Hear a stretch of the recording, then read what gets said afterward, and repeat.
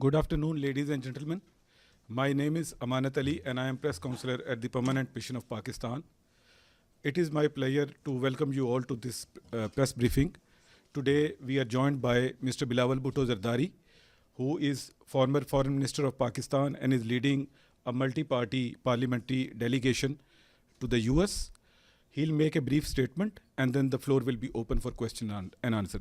Joining him on the stage is Permanent Representative of Pakistan, Ambassador Azam Iftikhar Ahmed. Thank you, sir. Good afternoon, ladies and gentlemen. It's a pleasure to be back at the United Nations. I wish it was under better circumstances. I'd like to use this opportunity to share with you Pakistan's perspective of the recent conflict with India and the path forward. I'm sorry to disappoint you. I have no pictures and slides to show you today. But all jokes aside, May 7th this year, India launched illegal strikes within Pakistan in violation of the UN Charter, in violation of international law.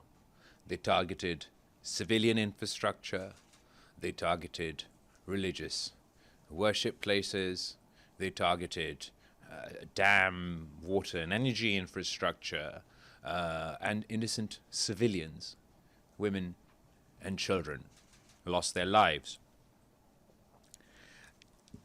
India used as a premise for this attack the terrorist attack that took place in Indian-occupied Kashmir a couple of weeks earlier. We express our sympathy with the victims of terrorism, and Pakistan has consistently and unequivocally condemned terrorism in all its forms and manifestations. Immediately following this terrorist attack, the Prime Minister of Pakistan, Mr. Shehbaz Sharif, offered publicly to India and the international community that Pakistan was ready to be part of any impartial international investigation into this terrorist attack. We did so because we were confident, our hands were clean, and we had nothing to do with this terrorist attack. The Indian government refused Pakistan's offer and chose instead to conduct their illegal strikes. Pakistan only ever acted in self-defense. We never initiated any violence against India. On the first night, when their planes attacked our country, Pakistan's military responded with precision. They only targeted and downed 6 planes because we believed those 6 planes were the ones who released their load on Pakistan. Following that, the Indian government, in the next 2 days, launched missile strikes into Pakistani territory, and as a response to that, Pakistan responded in kind. Due to the intervention of the international community, and I'd like here to particularly to mention the role of the US President Donald Trump and his team led by Secretary of State Rubio, we did manage to achieve a ceasefire between India and Pakistan. This is a welcome first step, but it is only a first step. I must emphasize that the global community today is less safe post this ceasefire, post this conflict in India, than we were before. And that's simply because the threshold for a full-blown military conflict between 2 nuclear-armed states has come down, has not gone up. We've seen during the course of this conflict how quickly the escalation ladder between our two countries rose, and the concern is that the next time there is such an incident, there may not be time for the international community to intervene before things get a lot worse. That is why it is absolutely important for Pakistan, but for the international community by and large, to continue to pursue dialogue and diplomacy is the only viable path to peace. Pakistan's position today is that we would like to have a comprehensive dialogue with India that of course discusses the issue of terrorism. Pakistan is a victim of terrorism. The single largest number of terrorist attacks that takes place in any one country is Pakistan. The single largest number of victims of terrorism is Pakistan. I myself have suffered at the hands of terrorists. My mother, Shaheed Mohtarma Benazir Bhutto, who was assassinated by terrorists. The military leadership in Pakistan, the political leadership in Pakistan, Pakistan as a country, is not the caricature that India would like to paint of us. The political leadership have fought against these beasts, these terrorists on the front line, and we've paid a heavy cost in that battle. Our military leadership has fought these beasts on the battlefield. They've earned their honors and their titles and their promotions as a result of the taking them on in South Waziristan, taking them on in North Waziristan. Last time I was here before you, I was the foreign minister of Pakistan. Pakistan managed to go through the FATF process.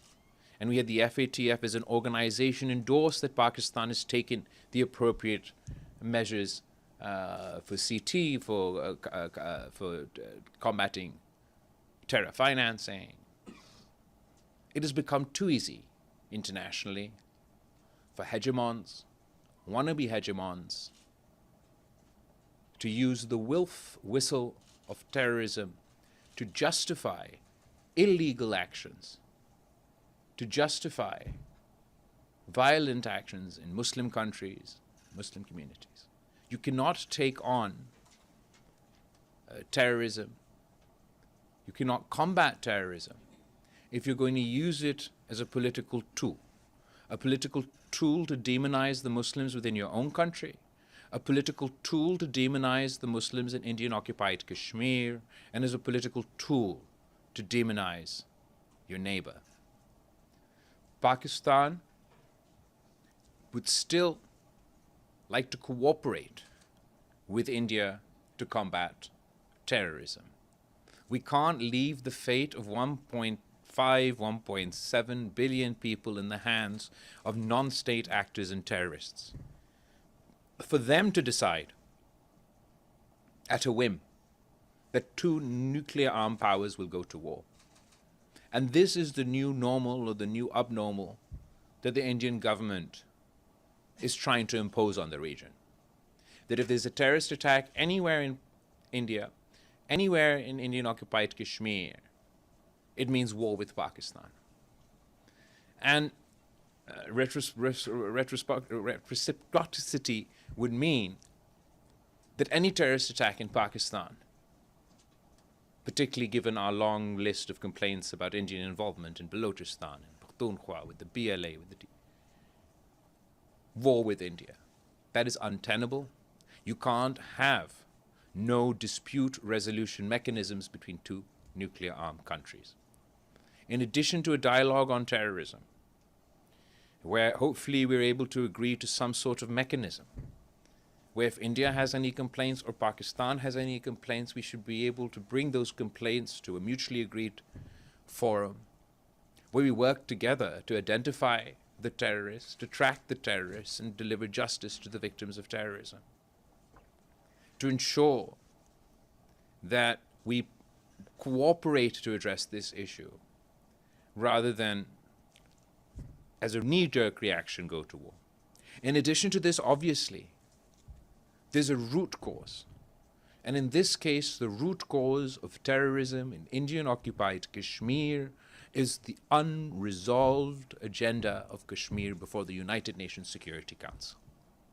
There are promises that we made as an international community to the people of Kashmir, that India made to the people of Kashmir, and those promises are still not kept.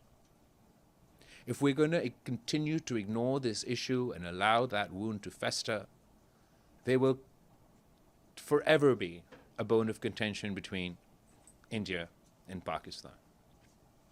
In addition to Kashmir, the most recent front that India has opened in the context of this crisis is the weaponization of water. The violation of the Indus Water Treaty by the Indian government must be condemned across the board. We cannot allow this precedent to be set. The mere threat to cut off the water supply for 200 million people is a violation of the UN Charter. Acting on this threat would be seen as an act of war by Pakistan. This is not something I say with any pleasure. Pakistan does not seek to be in this position. But I ask any country that if their lifeline was being cut off, if their water supply was being cut off, how would they react? The weaponization of water, given the challenges of climate change, the water scarcity that we anyway face in Pakistan, is something that surely no civilized country can endorse. No civilized country must allow for this precedent to take root. The Pakistani delegation today is concluding our trip here to New York and our engagements at the United Nations, where we engage with various representatives of different countries and obviously of the United Nations, including the UN Secretary General, the President of the UN, the Security Council, E10 Group, and others, where Pakistan has appealed to the international community to assist us in our pursuit for peace. Just as the international community played its role in encouraging India to agree to a ceasefire, the international community must play its role in encouraging India to engage in a comprehensive dialogue with Pakistan so that we can address our issues and achieve peace. In conclusion, and before I take your questions, I'd like to know that India likes to present itself as a net security provider.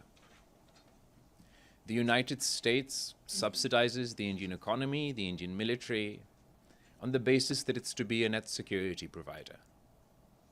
India's actions have shown, as a result of this conflict, that they are a source of insecurity, not a source of security for the region.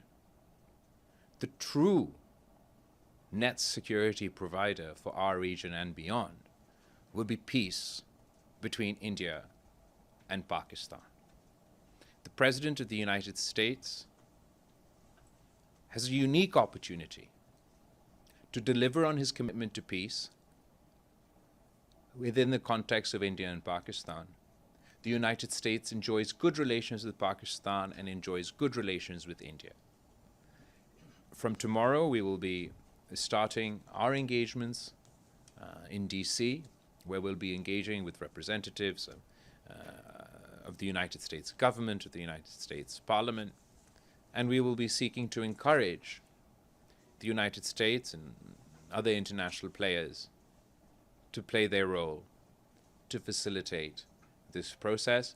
I thank you and I look forward to taking your questions. After this statement, the floor is open. Yes. Thank you, Minister. Nice to see you again on behalf of the United Nations Correspondent Association. Thanks for the press conference. I have two questions. My name is Betül Yürük with CNBC Turkey.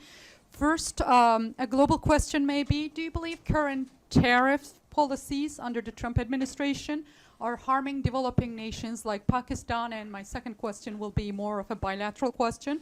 Turkey and Pakistan have long enjoyed very close political ties, and recently with drone sales on the rise, can defense trade reshape economic ties between the two countries, between Pakistan and Turkey? Thank you. Thank you so much. As far as the tariff policies are concerned, I think everybody has their own experience. I believe that every crisis has an opportunity, and while the tariff policies surely pose challenges, they also pose great opportunities, particularly in the context of India and Pakistan, U.S. and Pakistan. What it means is we're able to have a more comprehensive dialogue about overall trade between Pakistan and the United States. Trade between Pakistan and the United States you're sort of the largest market for Pakistan, but we still haven't managed to unlock the true potential of this relationship. So while there are challenges in this whole in the context of tariffs, we believe that there is a opportunity in this crisis. We will be availing this opportunity, hopefully, for economic benefit, not only for Pakistan but also for the United States. There's a trade delegation coming soon to DC to engage with the Trump administration on economics, on trade in general. As far as Turkey and Pakistan, we have a long history. Our relationship has stood the test of time. The people of Pakistan deeply appreciate the role that the government of Turkey, but also the people of your country, played in this during this conflict. As far as defense sales or our economic cooperation, I'm sure that'll also grow from strength to strength. Turkey has always played a responsible role on the global stage, and I do hope that even in this context, they're able to advocate for dialogue and diplomacy in the pursuit of peace. Dr. Siam. Thank you so much, Abdul Hamid Sayam. Nice to see you again. I'm from Arabic Daily, Al-Quds Al-Arabi. Have you traced any involvement of Israeli military and Israeli drone in the attack on Pakistan? There are some reports say that immediately Israel, of course, they declared their support to India, but have you traced any weapons coming from Israel? And do you have another question also? Yeah, it's related to it. Don't you see also that India is copying what Israel is doing in the occupied West Bank by allowing the settlers to take over the land? And now India is copying that by allowing Indians to settle in Kashmir. Thank you very much. Thank you very much for your very pertinent and important questions. As far as the details of the Israeli equipment involved, I'll allow my team to expand if necessary. As far as I'm aware, absolutely, Israeli drones were used during India's attack on Pakistan. The parallels you draw, obviously, let me emphasize from the outset, there's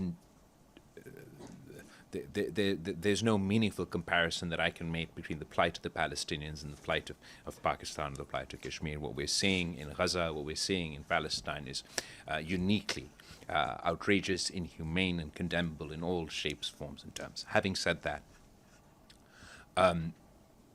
there are certain parallels that can be drawn. The actions of the Indian government post-2019 to do with the imposing demographic changes within Kashmir does draw parallels between what the settler program within the West Bank. As far as being inspired, India being inspired by the Israeli government, unfortunately it's being inspired in all the wrong ways. Its conduct outside of international law, its violation of international governments, the United Nations Charter, the arrogance with which it thought it could get away with this, that you can just scream terrorism and it justifies that you can attack any Muslim country at whim. It's based on these building of precedents that we've seen over time, be it in the context of the Iraq War, and obviously the actions within Gaza recently have inspired some of the actions by the Indian government. But Mr. Modi is sort of the Timu version of Netanyahu. Okay? It's a poor copy. And we call upon the Indian government to not be inspired by the worst examples possible. We pride ourselves, we in Pakistan pride ourselves that we're the heirs of the Indus Valley civilization. Mohenjo-Daro is a stone throw away from my constituency back home. India also prides itself that they're the heirs of the Indus Valley civilization. So we should act as heirs of the Indus Valley civilization and not as how we have been acting. One of the most incredible things about the Indus Valley civilization is that with all the archaeology that's gone on, we've not found a single weapon at all. The great advancements they had, urban planning, agriculture, water distribution, even sewerage and things. Not a single weapon. How far we've come from our roots. That an Indus Valley civilization, which didn't have a single weapon, is now armed to the teeth. I think that Prime Minister Modi must decide. He has two paths to follow before him. He could pursue the path of peace and be a true heir of the Indus Valley civilization. Or he could pursue another path, a path that we've been warning about, we've been seeing for some time, where Mr. Modi started off as being perceived as the butcher of Gujarat. He went on to become the butcher of Kashmir, and he aspires to be the butcher of the Indus Valley civilization with his assault on the Indus Water Treaty. It is of utmost importance, and I have full faith, that whatever the Indian government says, the people of India, majority of the people of India are peace-loving people. They want peace with Pakistan. The majority of people in my country want peace. So my delegation will be pursuing those aspirations of our people. Thank you. Yes. Thank you. Dilek Kaya, İhlas News Agency. Considering India's rather provocative approach, do you fear tensions from flaring up again in the near future? What do you think can prevent such a possibility? I think absolutely your question is very legitimate. While we do have a ceasefire on the one hand, and we have one party saying we want to engage in dialogue and diplomacy, we have the other party who says this is not a ceasefire, this is a pause. That is making one aggressive statement after another. The most recent statement that Mr. Modi made was that a specific message to the youth of Pakistan, that eat bread or you can eat my bullet. That doesn't sound like a man of peace. Having said that, I would like to differentiate between his public posturing and what I believe is in the interest of our two countries. Obviously, we've all come here and engaged on this mission with the hopes that by engaging international partners, just as they convinced Mr. Modi to agree to a ceasefire, they perhaps can convince the Modi government to agree to a comprehensive dialogue. And if we do engage in a comprehensive dialogue, that is the only viable path, not only to peace, but actually for us to solve our issues. There's no military solution to Kashmir. There's no military solution to terrorism. There shouldn't be a military solution to our water dispute. So that's the only worthwhile path to follow. Mr. Nasser. Yes, sir. It's not a question, it's just a clarification. When you said that Pakistan shot down 6 Indian aircraft and they offload their payload as well. So you were talking about the location. What was the location of the, hold on 1 second, sir. Can you elaborate about the location of the shot down plane? I mean, to my understanding, it was like in a territory of Pakistan. Because No, they're not in the territory. They weren't. Just we that- were part of Pakistan. First of all, as far as it took India. One of Pakistan's great strengths throughout this whole conflict was our credibility and our transparency.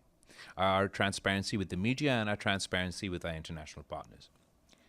We did shoot down 6 planes. Even the shooting down of those 6 planes was Pakistan showing restraint. Pakistan had 20 Indian planes locked that night, but only 6 planes had released their load on Pakistan when they targeted the civilian infrastructure within Pakistan. And the Pakistani military demonstrated immense restraint when they only targeted those 6 planes. But I think it's very telling that it took India a whole month to admit that it lost those 6 planes.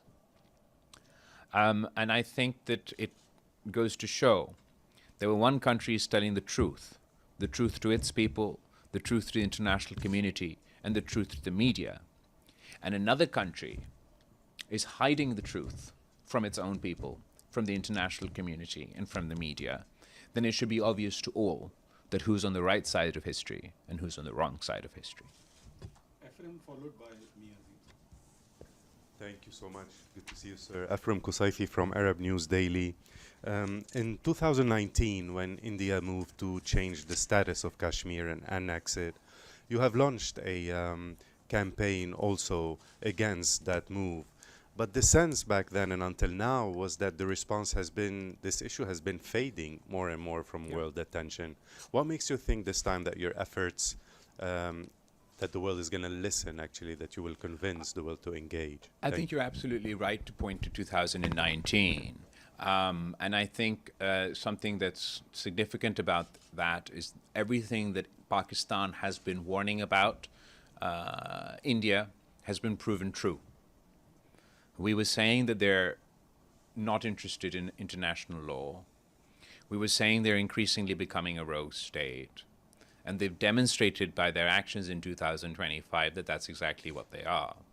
The difference between 2019 and 2025 is we went to war. And the consequences of this conflict are that we are now in a more precarious position where, unfortunately, we feel it's not a question of if, but when the next war is fought. We may be in a worse position than we were today. The current context, obviously, we do talk about Kashmir as the root cause and seek to discuss that issue with India. But in addition to that, we seek to address the water issue, the terrorism issue. A significant departure from Pakistan's position in 2019 and 2025 is that Pakistan in 2019 also said we don't want to talk with India. At the moment, where our position is that we like a dialogue with India that includes all these topics. So I think that's a significant difference between what happened in 2019 and in 2025. As far as the interest, the international community's failure to act, the effectiveness of the campaigns post-2019, that all stands. But having said that, given the threat that India's actions poses not only to India and Pakistan, but nuclear war isn't confined to just India and Pakistan, the consequences of that will be felt by the world. So it is incumbent on all of us to play our role to ensure that both India and Pakistan act as responsible neighbors and address their issues through dialogue and diplomacy. Miazim followed by Mr. Ahmed. This is Azim Mia from Geo and Young in the News. And now you were busy with the multilateral diplomacy here at the United Nations. From tomorrow, you will be entering to the bilateral diplomacy in Washington. So give us a sum up what you have achieved here and what are your targets in the bilateral, bilateral relationship, Pak-American relationship, and Shashi Tharoor with Indian delegation is also there. Is there any chance of coming across, any chance of dialogue, or any chance of confrontation? John, as far as our the multilateral component is concerned, I think that our trip to to New York has been and to the UN has been very successful.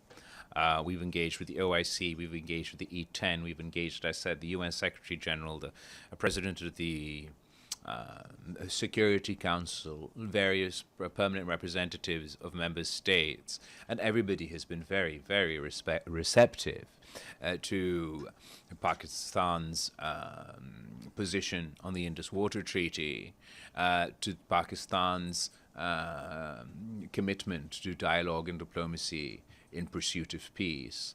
Everybody has been very appreciative for Pakistan's transparency, particularly with our Prime Minister's offer for an investigation into this attack during the conflict. So in that context, I think it's been a very fruitful and beneficial use of our time here in New York. As we go on to DC and to other countries, we have our own brief, and our India counterparts will have their own brief. Ours is a mission of peace, a mission of advocacy for dialogue and diplomacy. I'm not quite sure what the other side is doing. They go around and they show a picture of a man with a beard leading funeral prayers. And this delegation goes around violently sort of shoves this picture in everybody's face. And they say, look, this guy is a terrorist. And the fact of the matter is, this man is not a terrorist. Pakistan happens to have a name similar to one of the sanctioned people, but he's not. So during the conflict, India relied on disinformation. Post-conflict, India is still relying on disinformation. This idea that you can paint all Muslims with the same brush, that you can just use the word terrorism and your own country will be convinced, the international community will be convinced. Maybe that worked in 2001, in 2003, but it doesn't work so well in our context in 2025. I call upon the Indian government to be honest with themselves, to be honest with their people. The fact of the matter is the people of Pakistan and the people of India are less safe today than they were yesterday. And it's my responsibility to keep my people safe. It's their responsibility to keep their people safe. We have not discussed terrorism. When is the last time that Pakistan and India had a conversation about terrorism? We have no intelligence sharing over terrorism. We have no coordination over terrorism. So how are we meant to combat terrorism? It's almost a self-defeating purpose. That you continue to insist you're so passionate about terrorism, but then refuse to work with countries to combat that very menace. Similarly, how is it within the interest of India, within their security interests, within their economic interests, to allow this precedent to be part of their official state policy? Forget about the fact, no, don't forget about the fact, but let's keep to one side that it's a violation of international law, a violation of UN Security Council resolutions. What's the logic? That without any proof, without any evidence, anywhere, if there's a bomb attack in India by anyone, it means you'll send your planes into the air. Then you'll shoot missiles over, nuclear-capable missiles over into your neighboring country. Does that bode well for investment in India? Does that mean that their people's lives are more secure? Does it deter terrorists, or does it encourage terrorism? Terrorists want to create confusion. They want to spread fear. The fact that their actions can result in a much broader conflict between two nuclear powers don't serve our interests, don't serve India's interests, but it certainly serves their interests.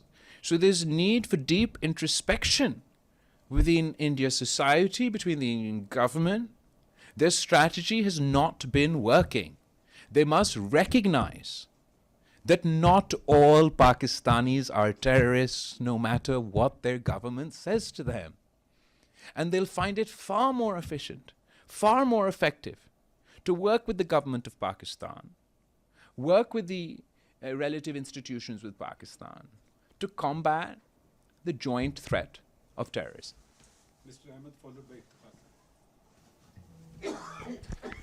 Thank you very much, Ahmed Fathi, ATN News. Which news, sorry? Ahmed Fathi, ATN News. ATN News, thank you.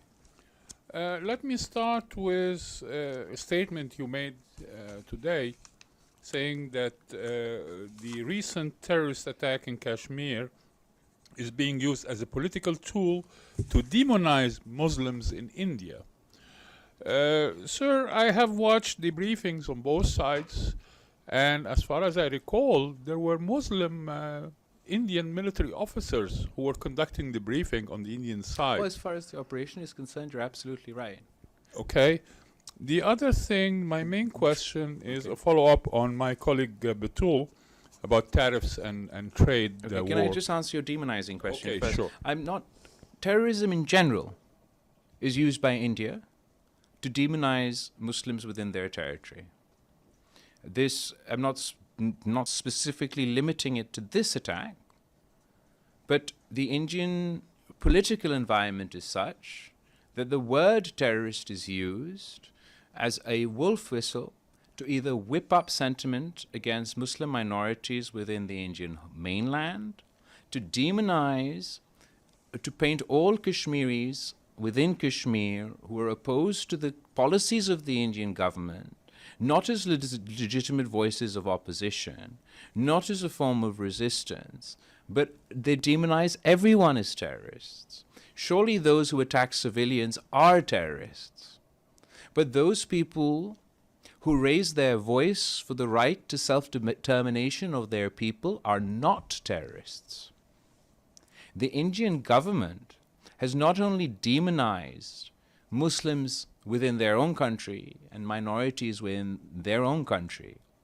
Pakistan has complaints about India financing and supporting terrorist activity within our country, but also Pakistan is not alone in having these complaints against India.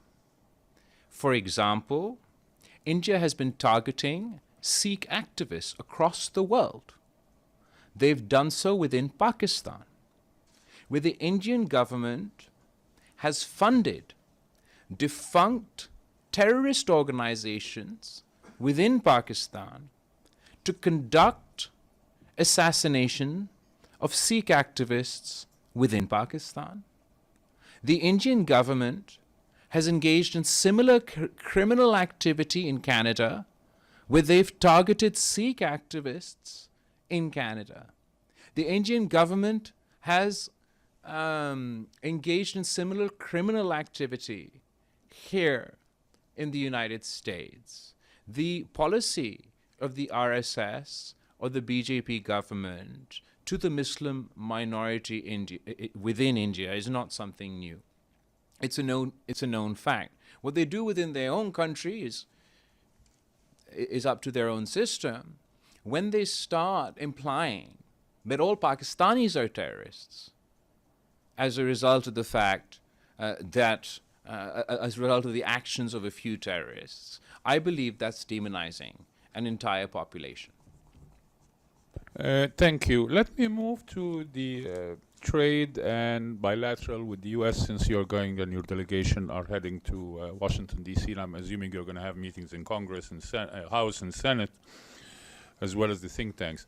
How should Pakistan position itself in the current milieu of evolving competition between China and the West, led by the US in the current environment, especially given that you have the CPEC, the China-Pakistan Economic Corridor project, which have economic significance and rising as well global scrutiny of strategic infrastructure investments. What's your message going to be to Congress to rebuttal this accusation of being that you are warming up more to China? We have economic relationships with both the United States and China. I kind of find it absurd for for anyone to argue that one is not to have, economic relations with any one country. For example, the United States has heavy competition with China, right? But they do a lot of trade with China. So Pakistan... With tariffs. Well, there's a tariff back and forth so far, but they do a lot of trade with each other, do they not? And surely it serves the interests of both countries that Pakistan, while obviously it'll continue to do trade with its neighbor, that it also continues to do trade with the United States. What I do appreciate about the US government at the moment is that they are talking about a more comprehensive dialogue with Pakistan about the scope of our trade. We're confident in our relationship with our neighbors, and we're optimistic about the trajectory of our relationship with the United States. That is going to be the last question because the delegation has a meeting lined up with the PGA. Thank you. Iftikhar Ali from Associated Press of Pakistan. Sir, part of my question has been asked by my colleague, but I would like you to elaborate. After your meetings with permanent and non-permanent members, individually and collectively, do you, and your emphasis on them to realize their duty towards people of Kashmir, do you think you have been able to move them to take some action to, that any initiative will grow from this interaction between you and the Security Council? Specific to Kashmir, I mean broader, as far as our Pakistan's call for dialogue and diplomacy in pursuit of peace, and encompassing many topics, including terrorism, including Kashmir, including water, I found receptiveness to that. But I wouldn't, as far as the hurdles we face within the UN and in general as far as the Kashmir cause is concerned, that still exists. Another topic that we have been emphasizing is obviously the issue of terrorism. As you're well aware, we've come here to the United Nations with dossier after dossier about Indian involvement in supporting terrorist proxies in Pakistan. The Indian government in the Sharm el-Sheikh communique are on record that they supported terrorism, terrorist groups in Balochistan. Their officer, Kulbhushan Yadav, is in our custody since 2017, who's also admitted to supporting these groups. And it is important for Pakistan that India ceases such activity. We feel we've demonstrated through the FATF process that Pakistan has taken necessary actions against all groups within our territory. We continue to face challenges up until this day, but we're combating terrorism on all fronts. The Indian side has not shown any willingness to engage in addressing Pakistan's concerns vis-a-vis terrorism. And Iftikhar Sahab, aapko to maloom hai that just before we arrived here, there was a terrorist attack in Balochistan targeting a school bus, which resulted in the loss of lives of innocent children. This is a day-to-day activity with us. If you compare in quantum terms the number of terrorist attacks that take place in India and Pakistan, unfortunately there are more terrorist attacks that take place in Pakistan than they do in India. If you compare the number of victims to terrorism both in Pakistan and in India, there are more Pakistanis that are killed by terrorists than Indians that are killed by terrorists. But ultimately the fact of the matter is, above and beyond this accusation and counter-accusation and this finger-pointing, which actually will be more effective, would be if Pakistan and India were to work together to combat terrorism. I am completely confident that if ISI and RAW sat down and worked together to fight these forces, we would see a significant decrease in terrorism both within India and Pakistan. At the moment, Pakistan is willing to put all cards on the table. We're saying, let's talk about terrorism. Let's talk about Kashmir. Let's talk about water. Let's make peace. We're not shying away from any investigation, in fact, despite having no legal obligation under international law. We presented ourselves for international accountability because of the confidence we had that our hands were clean. There's only one country that is running away from dialogue, running away from an investigation, refusing to accept international law, refusing to accept the UN Charter. So either we decide that the UN Charter doesn't apply, international law doesn't apply, and therefore it no longer applies to Pakistan and it no longer applies to India, and we'll do as we might. Or those of us who do believe in international law will continue to insist that no, we will abide by this international law, but all parties must also abide by this international law, whether it comes to the issue of Kashmir, whether it comes to the issue of terrorism, and most recently and importantly, whether it comes to the issue of the Indus Water Treaty. Thank you, everybody, for all your questions, and I hope I... Thank you so much. Jaldi. I'm from Suno News, Pakistan. My question is that Pakistan is apparently a victim in terrorism. So TTP is very active in that region, and apparently India is supporting TTP. Is there, we raise the voice and the world can listen our voice to support us in this terrorism against these terrorist groups, especially in TTP? Both groups, the TTP, the BLA, and other such terrorist groups, Pakistan has their complaints about the cross-border support from various neighbors. We've presented this proof before this forum and other forums. We haven't shied away from combating these forces within our country, but ultimately it is important for us to work with our neighbors to ensure that we cut off this support, that terrorism is not used as a tool of Indian foreign policy. It's something that everybody has to understand, that if they think that they can fund some terrorist group today to kill some Sikh activists, tomorrow those very groups will form a problem for them. It's not possible that a non-state actor somewhere is a terrorist and the very same group is your ally in another context. The international community as a whole has to agree that this ambiguous policy as far as non-state actors are concerned, and the inconsistency as far as our policies vis-a-vis terrorism is concerned, needs to be addressed. Pakistan has been a very responsible partner in the fight against terrorism. We've suffered in the fight against terrorism. We've learned and grown as a result of our combat experience with these terrorists. We've learned our lessons. It's now time for the world to learn theirs. Thank you.